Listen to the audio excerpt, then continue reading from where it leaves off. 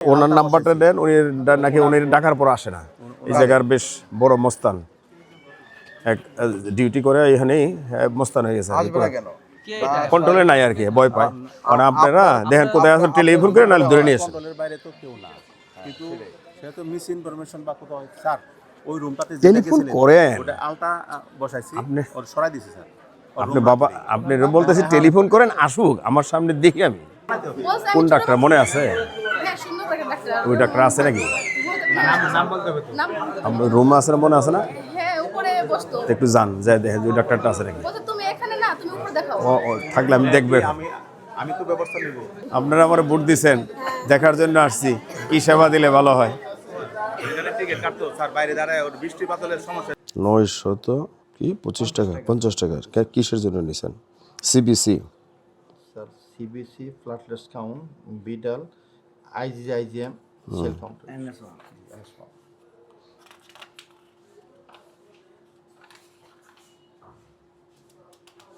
Date ভালো করে বসার নাই কেন? কাজ নাই তাহলে তো আপনি ফিল আপ করে রাখতে পারেন না ভালো করে।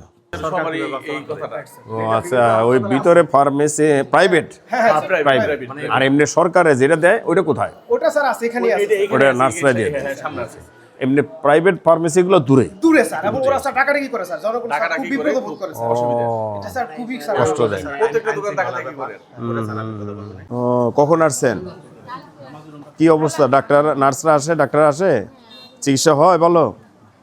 এই সিটগুলো দিয়ে খালি। স্যার ওইটা লেবার ডেলিভারি হইলে প্লাস্টিক দিয়ে বললে পড়ে গেছিলাম আমার জামাই। তোর সময় কি তুই বলবি না করে সেটা বলতেছিস। পড়ে গেছে এক স্যার। আপনার আমার জামাই, আমার স্বামী। এখন কি অবস্থা? আছে আলহামদুলিল্লাহ ভালো। ট্রিটমেন্ট করছেন? হ্যাঁ হ্যাঁ। আচ্ছা আচ্ছা। ডায়াবেটিস মাইপে গেছি 20 টাকাটা আমার আজকে আছে 50 টাকা। ডায়াবেটিস মাপতে টাকা চাইতেছে? 50 টাকা চাইতেছে। এটা লাগে নাকি টাকা? আসলে যে স্ট্রিপ তো স্যার আমাদেরই ওটাতে কিনতে হচ্ছে 30 টাকা করে স্ট্রিপ। একটা স্টিপের দাম 30 টাকা? জি স্যার 25 টাকা করে গভর্নমেন্ট দেয় না? সাপ্লাই হচ্ছে। স্টিম প্লাস থাকে ব্লাড যখন টেস্ট করি আমরা তখন হলো রেট আলাদা, কিন্তু স্টিম ইমিডিয়েটলি যে এই রিপিটা করলাম। হ্যাঁ, এটা কি মেশিনে কেন? ছোট মেশিনে? তাহলে 30 টাকা? মেশিনটার দাম তো একবারে 1200 টাকা, কিন্তু স্ট্রিপটা কাঠিটা যেটা 30 ওই মেশিন গভর্নমেন্টের মেশিন না? জি স্যার। আর স্টিপটা আপনি সাপ্লাই ছিল স্যার। সাপ্লাই শেষ হয়ে গেলে তখন সাপ্লাই লোকাল চেঞ্জ করা। অনেক মাসই সাপ্লাই ছিল। তাহলে 30 টাকা নেন, তাহলে 50 টাকা নেন কেন? 30 টাকা আমি উপরে ই করে ডান দিকে তাহলে 50 টাকা নেবে কেন? 30 টাকা নিলে তো হলো। স্টিপের যে দাম সেটা নেন।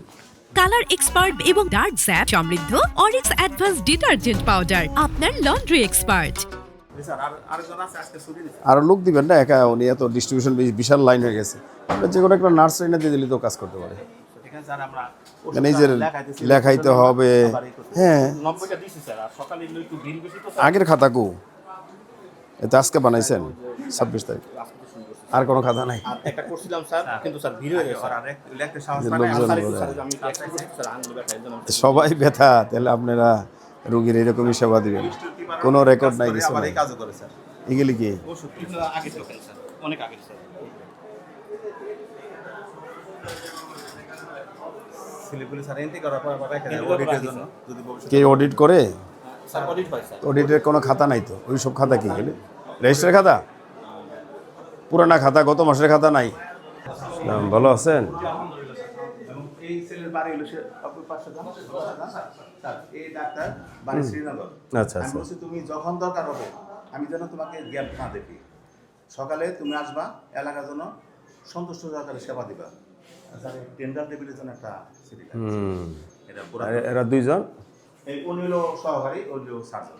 আর এনি উনি স্যার মেডিকেল না ওই যে হলো, হ্যাঁ ওই পরিষ্কার করে পরিষ্কার করার জন্য একটা লোক তো এখানে না স্যার, ও তো কোটার যে এমনি এই সব জায়গায় কাজ করে? ল্যাবের যে আসে ওই যে কাগজপত্রগুলো ডাক্তাররা প্রেসক্রিপশন দেয় না? দেখি যেগুলো রিপোর্ট ডেলিভারি হয়ে গেছে রিপোর্টের সাথে চলে গেছে। আচ্ছা, না এমনি ডাক্তার প্রেসক্রাইব করে কোনটা? এইটা এই ধরনের কাগজে প্রেসক্রাইব করে আমরা রিপোর্টের সাথে রিপোর্ট দিয়ে দিই। আর এটা টিকিট সহ মানে খাতা এন্ট্রি করে। এই যে উপজেলা হেলথ কমপ্লেক্স নাকি? এটাই তো লেখা থাকে। আসছেন? গতকালকে 7:30 দিকে টেস্ট করছে কোথায়, এখানে নাকি বাইরে? টেস্ট এইখানে ইসিজি করাইছি আর বাইরে একটা টেস্ট করতেছি যেটা এখানে হয় না। এমআইএস স্যার আমাদের এখানে হয় না, সেরকম এমআইএস আমাদের হয় না স্যার, এটা শুধু আমরা বাইরে দিই। আর এমনি অন্য মেডিসিন এখান থেকে পাইছেন না কিনে আনছেন?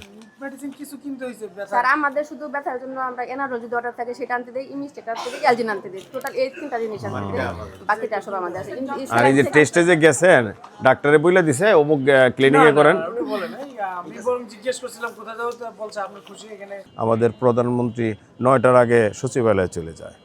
আমি এর জন্য 9টায় আসছি এখানে, আমি ঢাকা থেকে আসছি যে আমার প্রধানমন্ত্রী যদি 9টায় যেতে পারে তাহলে আমাদেরও তো সবার টাইমলি ডিউটি করতে হবে।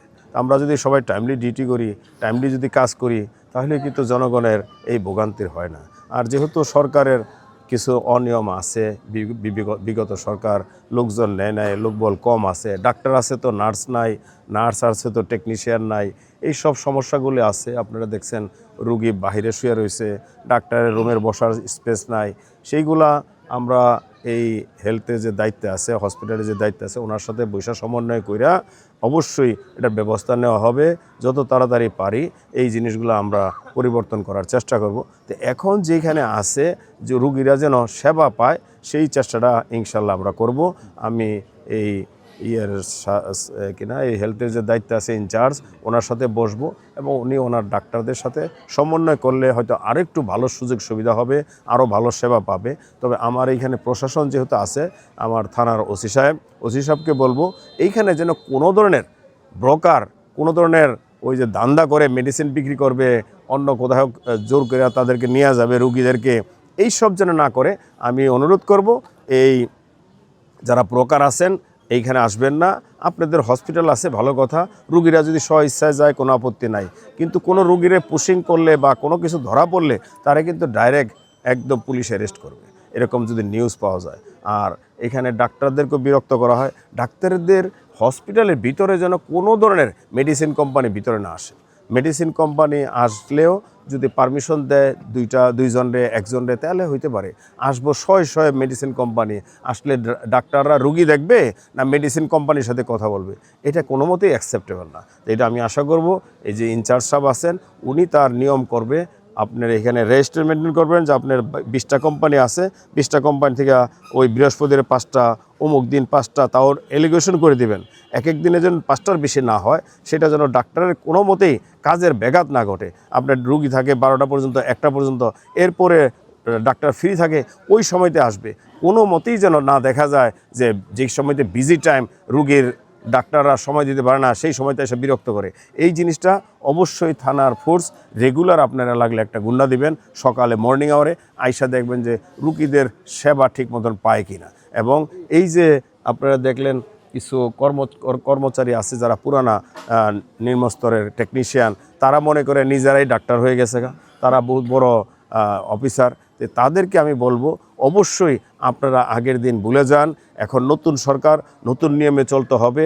আপনারা সরকারের বেতন নেন, আপনারা সরকারের জনগণের সেবক, জনগণের সেবা করেন। আমরা সবাই মিলাই যে দেশকে যদি ভালোবাসি, সবার আগে বাংলাদেশ করা যাবে। আমরা সবাই চাবো এই দেশকে বাংলাদেশ করার জন্য এবং সবাই মিলে কাজ করব। আমি এখানে আরসিএমপি হিসাবে বাহাদুরি দেখানোর জন্য না, আমার দায়িত্ব, আমার কর্তব্য যে জনগণের সেবা করার জন্য।